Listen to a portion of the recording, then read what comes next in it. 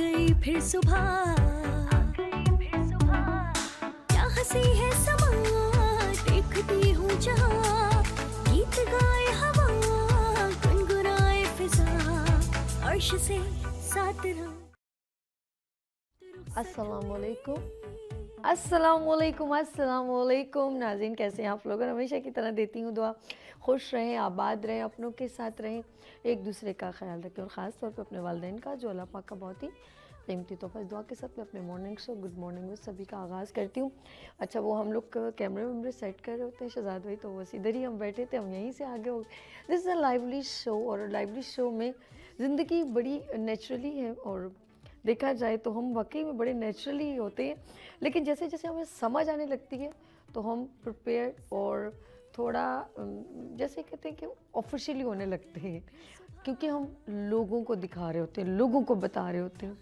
बस जब हम लोगों की बात करते हैं ना, तो हम फिर बड़ा सोच के समझ के करना भी चाहिए, लेकिन एक अंदर का एक जो इंसान होता है ना, जेन्युइन इंसान, और वो जस्ट लाइक इज़ अ बच्चा, बिल्कुल बच्चे की तरह होता है। अच्छा, सबसे पहले मैं उनका दिल की गहराइयों से शुक्रिया करती हूँ। मैं मेरे पास अल्फाज भी बहुत कम है आप लोगों के लिए, जो मेरी माएँ हैं जो देख रही हैं, जो मेरे फादर की जगह हैं, जो मेरे भाई हैं, जो मेरी बहनें हैं, जिनसे मेरे खूबसूरत रिश्ते बने। अल्लाह पाक मुझे इन रिश्तों को संभालने की तौफीक दे। निभाना बड़ा मुश्किल है, संभालने की तौफीक दे। तो यकीन करिए, जितने मेरे कॉलर्स हैं और जो लोग आप लोग मुझे मैसेज के थ्रू और मुझे अर्श भी बताते रहते हैं, ऑफ कोर्स मेरे मॉर्निंग शो के डायरेक्टर हैं, तो मुझे जिस तरह की आपकी मोहब्बतों की वॉइसेस मिलती हैं, मैं सच बताऊं, मैं नहीं, मेरी माएँ देख रही हैं, अल्लाह आपकी दुआओं की सलामती मेरे सर पे रखे। मैं नहीं दे सकती आपका रिप्लाई, बहुत मुश्किल है, लेकिन फिर भी मैं आपका दिल की गहराइयों से शुक्रिया करती हूँ। मेरे पास अल्फाज कम है कि आप लोग इतनी मोहब्बतें करते हैं, मुझे इतनी मोहब्बत देते हैं, मुझे और अर्श को ख़ास तौर पे बाकायदा नाम लेना। और कुछ लोग तो मुझे ऐसे अल्फाज कहते हैं कि मुझे लगता है जैसे मैं आपके घर का कोई फ़र्द हूँ। इतनी मोहब्बतों का बहुत शुक्रिया। देखिए, अल्फाज भी साथ नहीं दे रहे, तो वो दिल से होती है ना आवाज़ जैसे। तो अच्छा, मैं हर तरह की ज़रूरत है कंटेंट मॉर्निंग शो में तो होते हैं। हेल्थ सेगमेंट होता है, ख़वातीन की ब्यूटी का बात होती है, यूथ की बात होती है, और फिर बात होती है स्पोर्ट्स की, कुकिंग की, एंटरप्रेन्योर वुमेंस की, बिजनेस वुमेंस की, और हम लोग political program, issues, social issues के ऊपर बात हो रही होती है, और बहुत डिफरेंट इवेंट्स में जाना होता है। अर्श भी माशाल्लाह मेरे साथ बहुत कोऑपरेट करते हैं। कभी कभी मैं ज़रा बात आउटडोर होता है, थक जाती हूँ, तो फिर होस्टिंग का मैं कहती हूँ आप करके आओ, अच्छा लगेगा, मैं मुझे एक सपोर्ट हो जाती है। तो ये सारी चीज़ें हम आप लोगों के लिए करते हैं ताकि आप लोगों को एक अच्छा कंटेंट मिले। फिर हमारा शायरी का प्रोग्राम, आज फ्राइडे है, और आज मैं एक और माजरत करूँ साथ साथ के हमारे साथ जो होते हैं, ऑफ कोर्स आज इस्तिखारा का सेगमेंट था, लेकिन वो आउट ऑफ सिटी पिछले प्रोग्राम में कहा था ना, तो वो ऑफ कोर्स नहीं आ सके। तो मैं उनकी तरफ से माज़रत, आज उन्होंने आना था, नहीं आ पाए, तो वो आज आउट ऑफ सिटी हैं। तो इंशाल्लाह नेक्स्ट फ्राइडे को वो हमारे साथ होंगे। तो उनके जितने देखने वाले हैं, क्योंकि आपका मसाइल की बात होती है, तो वो इस्तिखारा ऑनलाइन के थ्रू हम आपका, मसरूर हाशमी साहब होते हैं, तो वो आज नहीं आ सके, वो आउट ऑफ सिटी हो। जैसे ही आएंगे फिर हम उनको फ्राइडे को ज्वाइन करेंगे। मैं सारी बातें याद आ रही हैं मुझे। और सेकेंडली फिर हमारा ऑफ कोर्स गीतों के रंग एवरी वेडनेसडे होता है, उसमें तो मुझे समझ में नहीं आती कि हम किसी की कॉल ड्रॉप ना हो जाए, बस कोशिश ये होती है। लेकिन आपकी मोहब्बतों का शुक्रिया। ये मोहब्बतों का सिलसिला, आज मैंने एक बात किसी से कही, और वो ये थी कि वो कोई पर्सन की एग्जॉस्ट हो रहा था, तो मैंने कहा कि थोड़ा सा काम डाउन हो जाओ। एक अल्लाह पाक ने एक साइकिल बनाई, और वो है, हम या तो किसी से मोहब्बत यानी कि एहसास का रिश्ता होता है, या ज़रूरत का।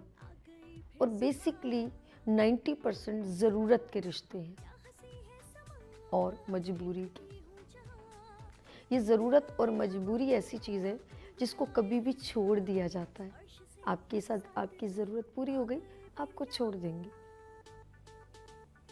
और एक होता है एहसास का रिश्ता, जिसको आप बर्दाश्त भी करते हैं, क्योंकि आप मोहब्बत करते हैं, आप इश्क करते हैं, आपको जुनून तक उससे मोहब्बत है।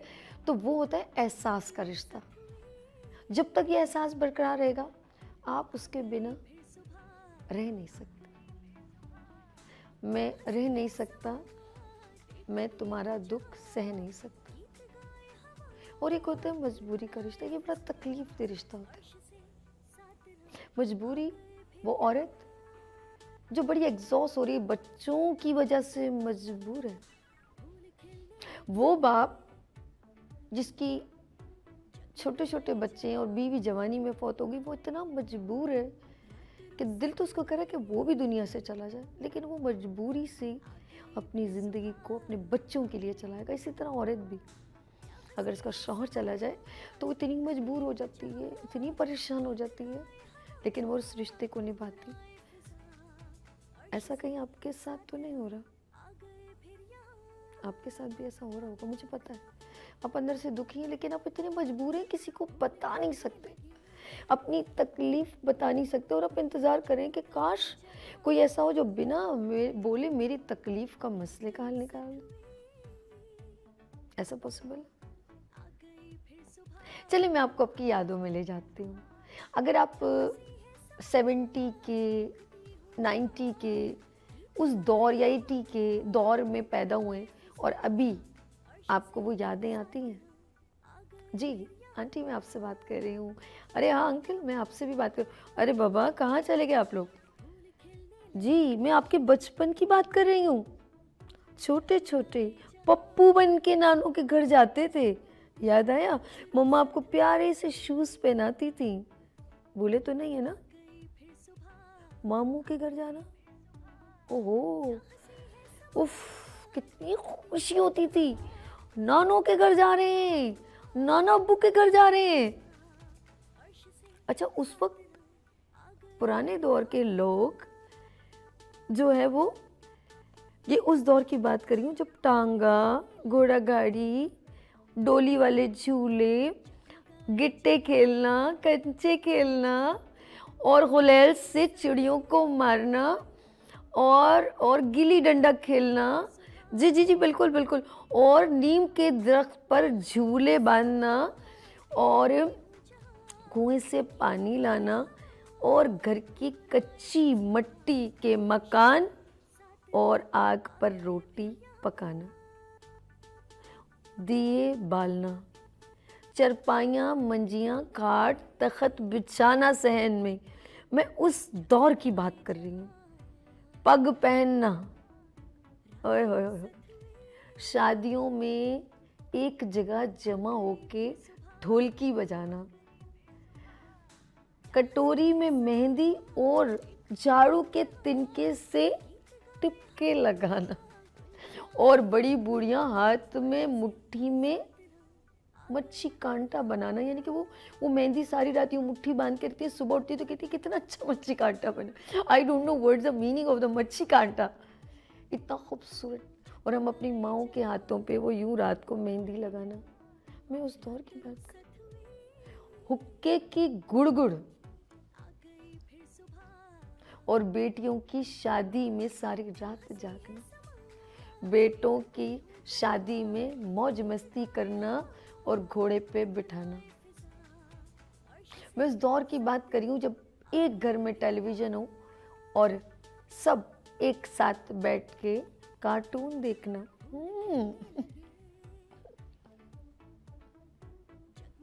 आप चलेंगे मेरी उन यादों में? याद आया आपको मेरी मामू की बेटियों का घर आना और फिर सारी रात कोठे पे जागना, मस्तियां करना, तंग करना, और सुबह सुबह मुर्गे की बांग पर उठना, रजाइयों को लपेटना, मक्खन निकालना और अपने बड़ों को बड़े ताए अब्बू, बड़े अब्बू, हाँ बड़े अब्बू, दादा दादी, उनकी शफकत लेना। और चुपचाप प्यारे से जब आप लगते हैं, आंखें बंद करें, याद आएगा टोपी पहनना, शलवार कमीज पहनना और सिपारा ऐसे लगा के मस्जिद जाना। कुरान पढ़ते हैं ना आप लोग बचपन में, बड़ा ये चीज़ें, ये टच है हमारे अंदर का, ये बचपन है। और जिद करना छोटी छोटी चीज़ों में, माँ का मुंह पे छपका मार के आपके मुंह को यूं धोना और फिर अपने ही पल्लू से आपका मुंह साफ करना। भूले तो नहीं? याद आया? और बाप के बड़े बड़े सपने देखना, मेरा बच्चा पढ़ जाएगा ना, कुछ बन जाएगा, और खुद खेतों में हल जोतना। और साइकिल से उस बाप को भी नहीं भूलती जो साइकिल चला के अपनी नौकरी पे जाना, चाहे डाखाने जाए या कहीं पे भी जाए।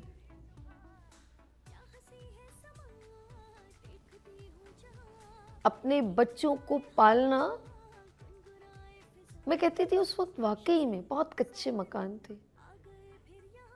लेकिन एक दूसरे से जुड़े हुए थे। मट्टी कच्ची थी, रिश्ते पक्के थे। वो औरतों का कहते हैं दीवारें नीची थी, लेकिन रिश्ते बड़े ऊंचे थे। औरतें एक दूसरे को झांक के दूसरे के सहन में खड़े खड़े कई घंटों बातें करना। कोई बीमार हो जाए तो पूरा मोहल्ला इकट्ठा होना। मैं उस दौर की बात कर रही हूँ, मैं उस दौर की बात कर रही हूँ जब बेटियां रुखसत होती थी तो पूरा मोहल्ला रोता था, पूरा मोहल्ला दुखी होता था, जैसे वो उसके अपने हैं। मैं उस दौर की बात कर रही हूँ। और अगर वो कहीं किसी और शहर ट्रेन में चली जाए तो पूरा एक बच्ची को छोड़ने के लिए पूरा कुंभा आता था उसको खुदाफिज करने, उसे अलविदा कहने। मैं उस दौर की बात कर रही हूँ। पहले रिश्तों की लाज रखी जाती थी, मोहल्ले की बेटी को भी अपनी बेटी समझा जाता था।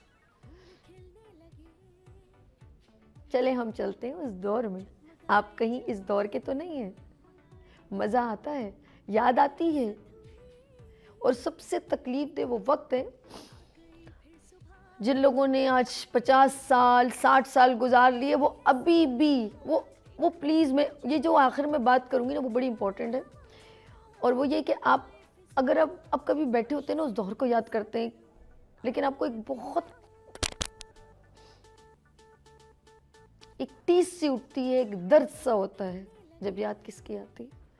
यस, बचपन तो याद आता है, प्यारे प्यारे कपड़े पहनना, ईद पे पर्स लेके जाना, बचपन ऐसा ही गुजरा होगा। और खूब ईद वाले दिन झूला झूलना, आइसक्रीम खाना, गुड़िया के बाल खाना और बहुत कुछ। लेकिन आज आप अपने एक बहन भाई को मिस कर रहे हैं। कितने बहन भाई थे? आज बड़ा भाई नहीं रहा, सॉरी यार, आज मेरा बड़ी बहन नहीं रही। ओह, ताया अब्बू बहुत प्यार करते थे, वो नहीं रहे। क्या हुआ? मैं अफसोस हो रहा है, अफसोस पता क्या हो रहा है कि वो वक्त पीछे चला गया और अब आपने उस वक्त शायद ये खूबसूरत यादें माँ के घर में और अपने बाप के घर में कंवारेपन में एंजॉय की थी। शादी के बाद आप ऐसे मसरूफ हुए।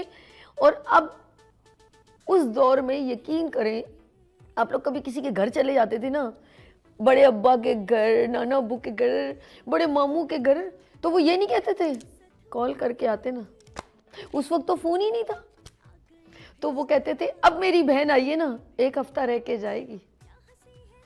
और अब के दौर वाले लोग कहते हैं कॉल करके तो आते, हम बड़े मसरूफ थे।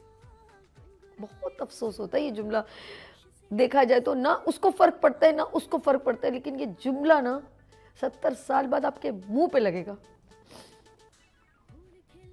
लेकिन मैं कहती हूँ वो लोग खुशकिस्मत थे जो 70 साल पहले पैदा हुए थे, वो जाते थे और वहाँ एक एक हफ्ता रह के आते थे। और जाते हुए भाई, अच्छा वो नवादरात कोई कीमती नहीं थी, क्या थे?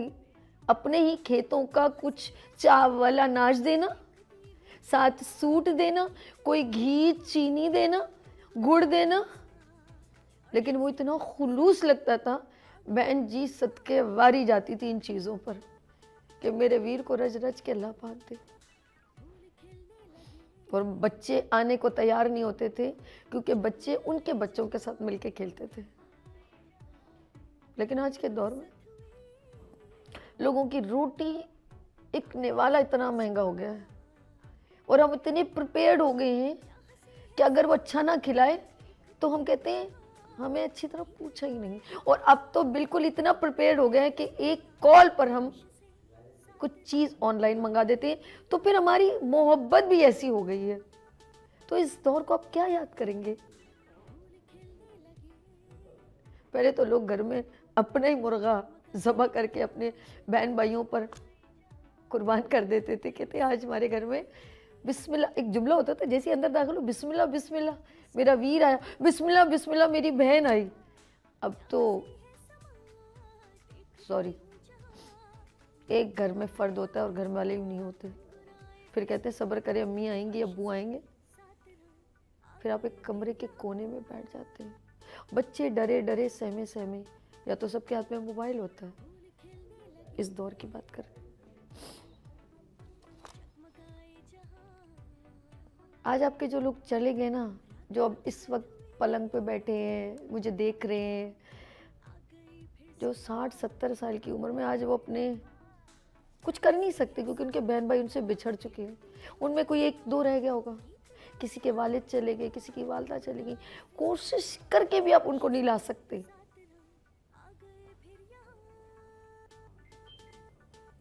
ऐसा है कि नहीं? नया साल है और सबसे ज़्यादा तकलीफ दे पता है क्या है? जब आपका अपना कोई परदेश में होता है ना, वो सबसे ज़्यादा कर्ब में मुब्तला होता है कि अचानक उसको कोई ये कह दे कि आपका घर का कोई अब फर्द अब से बिछड़ गया, तो वो कुछ भी नहीं कर सकता। वो इतना तकलीफ में होता है और फिर साथ में मजबूर भी होता है। सोचे ना कि किसी का जवान बेटा फोत हो जाए, वो वहां से कैसे उड़ के आएगा? ये हकीकत है, ये ऐसा मैंने देखा। वो कैसे जल्दी से आ जाए और फिर वो जिस तकलीफ से जिस प्रोसीजर में होता है, सोचे उसके लिए हम कहते 2 दिन रुक जाओ, 3 दिन रुक जाओ। मैं सोचती हूँ वो सफ़र उसने कैसे किया होगा। मेरी वालदा का इंतकाल हुआ, मेरी सिस्टर कनाडा में थी, वो अभी अब उस वक्त तो मैं रोने में और दुख में थी। मैं अब सोचती हूँ तो मेरी तकलीफ होती कि मेरी बहन ने वो 14 घंटे सफ़र कैसे किया होगा कि जब उसको पता मेरी वालदा दुनिया से चली गई। बहुत मुश्किल होता है, इतना तकलीफ दे होता है कि वो ऐसा लगता है वो करोड़ों साल का सफ़र हो गया, उसको जम करना बड़ा मुश्किल है। और वो कितनी बार मुझे कभी कभी कहती यार, अम्मी कहती थी यार बेटा कहाँ हो, सब आई नहीं, तो मैं कहती थी अरे यार अम्मी सब्र कर जाओ यार, मैं कहीं फंसी हुई हूँ। अब मुझे कहती यार वो कॉल ही नहीं आती, अब वो आवाज़ ही नहीं आएगी। वो बेटे का बाहर जाना तो माँ का ये कहना बेटा अल्लाह की अमान में, वो माँ अगर बिछड़ जाए ना और वो कदमों से बता दे कि मेरा बच्चा भी आने वाला, वो लफ्ज़ आप भूल चुके। वो बाप का डांटना, वो बाप का शफकत, वो आवाज़ वो जब चली जाए तो कसम खुदा की नहीं आती। सिर्फ वो माँ बाप मुखलिस होते हैं आपके लिए। आवाज़ को तरस जाएंगे। ये जो लफ्ज़ है ना, जी अब्बा जी, आई अम्मी, माँ जी, माँ बोल के देखे, बनाए किसी को माँ, कहे अम्मी, वो बोलेगी ज़रूर, वो आप पर मेहरबानी भी करेगी, लेकिन वो माँ नहीं आ सकती जो आपको, जिसने जन्म दिया, जिसने आपको पाला पोसा, जो आपको 100 बार डांटती है, 100 बार तुम्हें माफ करती है, दूसरा कभी माफ भी नहीं करेगा। ये जो जी अम्मी जी है, इस लफ्ज़ को खुदा के लिए संभाल के रखें, बहुत मुश्किल में पड़ जाएंगे। ये बचपन का प्यार, ये बचपन की यादें, बहन भाइयों का एक साथ बैठना, इसलिए आज बता रही हूँ कि जब आप जिद लेके और ईगो लेके और कोई बात लेके बैठ जाते हो और कहते हैं मैं इससे नहीं मिलूंगा, ये मेरे जनाजे पे भी ना है तो खुदा के लिए ये जुमला ना कहा करें। एक माँ के शिकम से पैदा होने वालों, माँ की रूह को तकलीफ ना दो। एक माँ से जन्म लेने वालों, एक बाप को तकलीफ नहीं दो जिसने हर दुख सुख आपके साथ सहा है। अब आपको कुछ नहीं पता, अरे मत कहा करें, मत कहा करें जुमला। उसके दिल पे कितनी छुरियां चलती होंगी जब आप कहते हैं कि तुम्हें कुछ नहीं पता। यार कैसे कहते हो आप लोग, किस दिल से कहते हो? आपको थोड़ी तकलीफ नहीं होती? दरवाजे पे कौन खड़ा होता है जब आप घर तक नहीं आते? चाहे आप शादीशुदा क्यों ना हो जाए, आप बाप क्यों ना बन जाए, दरवाजे पे एक बाप मौजूद होता है, माँ मौजूद होती है। उसकी नजरें जब तक आप अंदर आके दरवाजा बंद करो, उसको सुकून नहीं मिलता। जब आपके कान में आवाज आ जाती है, उनके कान में जी माँ में आ गया, तो बस उसके बाद उनको सुकून आ जाता है, चाहे वो 70-80 साल के क्यों ना हो जाए। कदर करें रिश्तों की। ये बेबुनियाद बात इतनी अहम नहीं होती है। मुझे सलाम नहीं किया, मेरे घर नहीं आई, उसके घर चली गई, मेरे घर। यार ये जुमले हैं, ये बातें जिनको लेके आप बैठ जाते हैं।